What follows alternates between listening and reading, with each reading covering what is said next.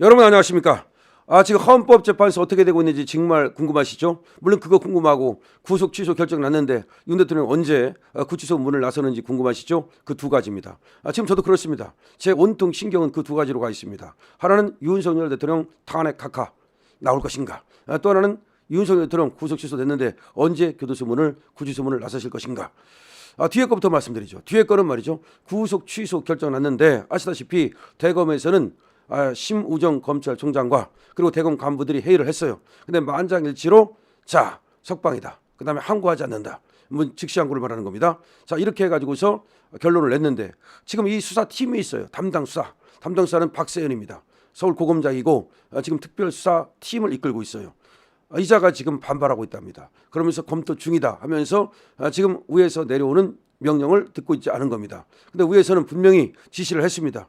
이렇게 하라라고 지시를 했어요. 그러니까 알아서 하라가 아니라 대검의 입장을, 검찰총장의 입장을 분명히 전한 겁니다. 그런데도 불구하고 밑에서 아직까지 도장을 안 찍고 있는 겁니다. 이게 이제 검찰이라는 것이 그래요. 군대와 같아 가지고서 위에서 명령권은 있지만 이 담당 수사팀에서 결국은 도장을 찍어야 되는 거예요. 그러니까 물론 근데 군대와 같아서 이 명령을 따르죠. 웬만한 명령을 따릅니다. 이 명령을 안 따른다는 것은 검찰의 조직을 완전히 위계질서를 무너뜨리는 거기 때문에 그럼 옷 벗어야 되는 겁니다. 그러니까 쉽게 말해서 나는 검찰총장의 뜻을 따를 수 없다. 그러면 내 멋대로 도장 찍고서 나 사표 낼래. 뭐 그러면 혹시 모르겠어요. 이제 그러면 검찰총장이 할 수 있는 방법이 하나 있는데 이 담당자를 바꿔버리는 거야. 예를 들어서 분명히 지시를 했잖아요. 지시를 했는데도 불구하고 안 들으면 얘를 빼버리고 다른 사람을 넣을 수는 있어요. 그럴 수는 있는데 모르겠습니다. 아직까지는 그렇게 안 하고 있고 어쨌든 위에서 지시를 내렸습니다. 이건 항고 안 한다. 즉시 항고 안 한다. 석방하라. 그랬는데 이 담당자가 지금 도장을 안 찍고 있는 거 쉽게 말씀드리면 그러면 검찰에서 위에서 시키면은 그럼 끝나는 거 아닙니까? 담당자 도장이 필요합니까? 그래요. 왜냐하면 검사라고 하는 것은 아무리 검찰총장이 있다고 하지만 이 수사 검사 담당 검사가 결국은 도장을 찍는 거예요. 담당 검사가. 그럼 위에 사람들은 뭡니까? 그거는 이제 상의하고 그 지시를 받아서 도장을 찍는 거죠. 그래서 결제 라인이 있긴 하지만 어쨌든 간에 여기서 이제 구속 취소에 대해서 즉시 항고를 하느냐 안 하느냐 그거는 검찰총장 이름으로 즉시 항고를 하지 않는다고. 명령은 받지만 즉시 항고를 할 때는 검찰총장 이름으로 하는 게 아니라 지금 이 담당 팀장 박세현 이름으로 한다고. 왜냐하면 박세현 이름으로 구속영장을 갖다가 그때 그 박세현 이름으로 구속 기소를 했기 때문에 기소를 한 사람이 누구예요? 이 팀내에서 한 거 아닙니까? 그러니까 그 담당 검사 쉽게 말씀드리면 그 담당 검사가 그 법원에다가 그 구속 기소를 하지 않았습니까? 근데 여기에 대해서 지금 구속 취소 결정이 났다면 또 석방 결정을 하는 거, 또 즉시 항고를 하고 안 하는 거, 이거 여부를 결정하는 것은 석방 지시를 하는 거, 이거는 이 담당 검사가 한다. 그러니까 박세현이가 한다. 쉽게 말씀드리면 그런데 거기에 대해서 지금 심우정이가 대검찰청 명의로 지시를 내렸는데 그럼에도 불구하고 아직까지도 검토 중이라고 그러면서 사실상 반발하는 거죠. 근데 정말 웃기는 것이 그러면은 박세현이가 누군가 1975년생입니다. 나이도 얼마 안 먹었어요. 경북 구미야. 근데 경북 사람이 꼭 그렇게 저쪽 편을 들더라고. 구미도 참 이상해. 여기 박정희 대통령의 고향인데도 불구하고 하여튼 그렇고 현대고등학교를 나오고 서울대법대 사법연수원 29기입니다. 박세현 고검장은 윤 대통령이 검찰총장이던 때 2019년 이성윤 서울중앙지검장의 초대 전문 공보관으로 활동. 야 이성윤하고 가깝구만. 이성윤이 누굽니까? 지금 국회의원 된 놈. 완전히 윤석열 대통령하고 극과 극이죠. 이 윤석열 대통령하고 같은 반 같은 조였다고 하면서도 같은 기수. 사실 엄청 가까워야 되는데 완전히 원수가 된 놈. 이 이성윤.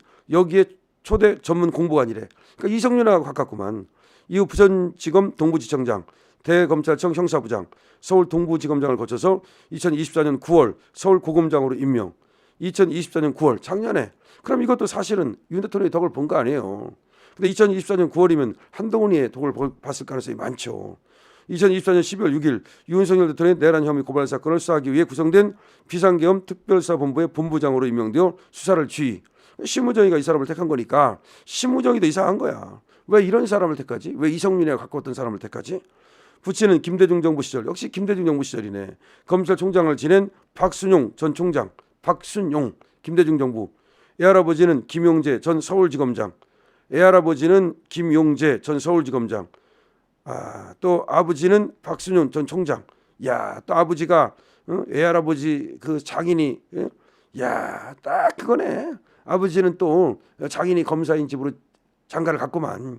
그리고 또 얘는 또 아버지가 검찰총장 하는 그 집에서 또 이제 정말 완전히 그냥 황제처럼 살겠구만. 그러니까 완전히 그 뭘까 아주 그 귀족 집안 그렇게 된 거네 결국은. 제29대 검찰총장 박순용은 1945년생, 경북 선산군, 경북고등학교, 서울대 법과대학. 야, 이 경북고등학교고 서울대 법대고, 자 이러면 여기도 완전히 TK해야 되는데 어떻게 이렇게 되는지 모르겠습니다. 어쨌든 간에 지금 박세현이라는 사람은 이런 사람인데 지금 이 사람이 지금 아버지가 검찰총장을 지냈는데 김대중 정부라는 게 걸리죠. 그다음에 또 이 사람이 지금 이성윤 여기에 공보관으로 활동했다는 게 걸리죠. 결국 보면은 상당히 좌파적 색깔을 갖고 있다고 봐야 됩니다. 그렇기 때문에 이렇게 나오는 거죠. 자, 그래서 지금 구속 취소에 따른 지금 석방 결정, 그다음에 즉시 항고 여부는 지금 이와 같이 대검에서는 지시를 내렸지만 서울고검장인 이 박세현 팀장이 지금 개기고 있다, 반발하고 있다 이것이고요. 그다음에 윤석열 대통령 지금 탄핵 심판, 여기에 중요한 뉴스가 나왔습니다. 윤석열 대통령 탄핵 심판 중요한 뉴스가 나왔어요. 지금 윤석열 대통령 탄핵 심판 관련해서는 3월 14일 선고 불가, 3월 14일 선고 불가하다. 한덕수 총리 선고 이후에 3월 말쯤 선고할 것이다. 지금 이 평의를 여는데 이 난리가 났대요. 그래서 3월 14일 선고는 이미 물 건너갔다. 그리고 3월 말쯤으로 가지 않겠느냐. 그리고 한덕수 총리를 먼저 선고할 것이다. 라는 얘기가 나오고 있습니다.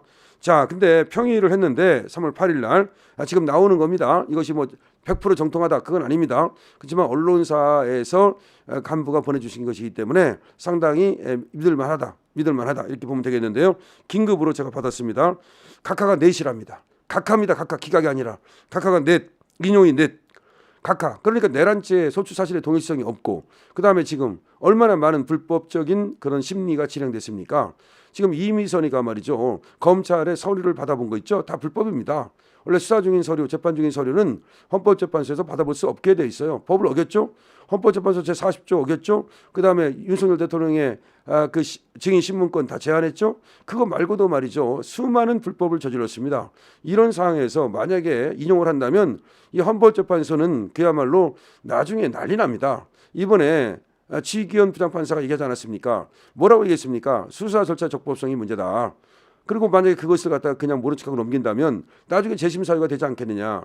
나중에 파기 사유가 되지 않겠느냐. 이렇게 얘기했잖아요. 그럼 헌법재판소한테 하는 경고나 똑같아요. 물론 서울중앙지방법원이 헌법재판소한테 경고장을 보낸 건 아닙니다. 하지만 해석을 해본다면 이거 절차의 적법성 너무나 중요한 건데 이거 만약에 지키지 않고 재판했다가 나중에 그 책임을 어떻게 질 거냐. 그거예요. 이 법적 책임을 어떻게 질 것이고 그다음 역사적 책임을 어떻게 질 것이고 국민의 심판을 어떻게 받을 것이냐. 지금 그 얘기를 한 거예요. 간접적으로. 그러니까 우리 지기현 부장판사가 역시 엘리트답게 말이죠. 원칙론적으로 지금 들어간 겁니다. 지금 지기현 부장판사는 성향이 없대요. 원래 원칙에 따라서 판단하는 사람이다. 그리고 엘리트 중에 엘리트다 이렇게 나왔거든요. 자, 그런데 이런 사람이 바로 이렇게 지금 절차가 중요하다고 딱 얘기해버렸잖아. 그러니까 헌법재판소도 영향을 받지 않겠습니까? 3월 8일 오늘 재판관 평의 실시해서 자, 형법상 내란 혐의 이거는 지금 우리가 판단하지 못한다. 그거는 저 법원에서 판단하기 전까지는 우리가 형법에서 내란인지 아닌지 이건 안 된다. 그래서 원래 이 내란죄는 또 판단하면 안 돼. 소추사실의 동일성이 깨졌기 때문에. 그래서 이걸로 가지고는 탄핵 불가하다고 내란 결론을 내렸고 그다음에 중앙지법원에서 구속 취소를 했잖아요. 그다음에 공수처가 불법 수사했다. 그다음에 권한 없는 수사기관의 위법 수사다. 내란죄 증거가 없다. 그러면서 결국은 이거 갖고는 탄핵 못한다 얘기를 했고요.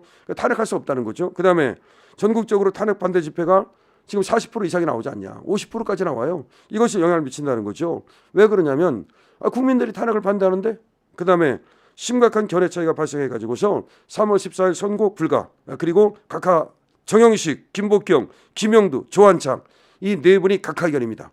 그다음에 인용, 문영배, 이미선, 정정미, 정계선 항상 얘기했던 놈 이진숙 대 4대4 이진숙 대 4대4 야 좋은 뉴스입니다. 지금 각하입니다. 이진숙 대 4대4 3월 14일 선고 불가.